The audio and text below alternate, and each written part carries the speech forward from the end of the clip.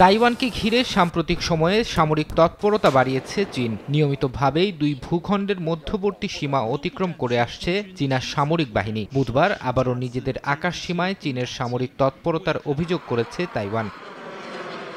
দ্বীপটির প্রতিরক্ষা মন্ত্রণালয় এক বিবৃতিতে জানায়, চীনের অন্তত 10টি যুদ্ধবিমান তাদের আকাশ সীমায় অনুপ্রবেশ করে। একই সঙ্গে প্রণালী ঘিরে চক্কর কাটে চীনা নৌবাহিনীর অন্তত 6টি নৌযান। চীনা যুদ্ধবিমানের অন্তত 4টি মধ্যরেখা অতিক্রম করে বলেও দাবি করেছে তাইপে। চীনা বিমান ও যুদ্ধ জাহাজের উপস্থিতি টের পেয়ে তাদের তাড়িয়ে দিতে নিজেদের বিমান দিয়ে টহল দেয় তাইপে। মোতায়েন করা হয় ক্ষেপণাস্ত্র ব্যবস্থা। এর আগে মঙ্গলবারও তাইওয়ানের আকাশ সীমায় অনুপ্রবেশ করে চীনের 9টি যুদ্ধবিমান ও 8টি নৌযান।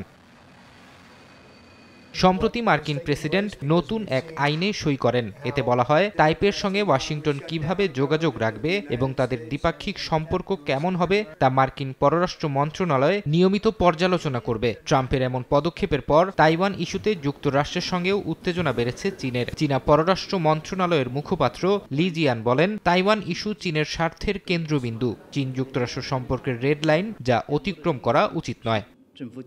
তাইওয়ান নিয়ে যুক্তরাষ্ট্রের সঙ্গে এমন উত্তেজনার মধ্যেই দ্বিপাক্ষিক বৈঠক করেছেন চীন ও ফ্রান্সের পররাষ্ট্রমন্ত্রী। বৈঠকে চীনা পররাষ্ট্রমন্ত্রী এক চীন নীতির প্রতি প্যারিসের সমর্থনকে গুরুত্ব দেন। জবাবে ফরাসি পররাষ্ট্রমন্ত্রী জানান, ফ্রান্স দৃঢ়ভাবে এক চীন নীতি মেনে চলে।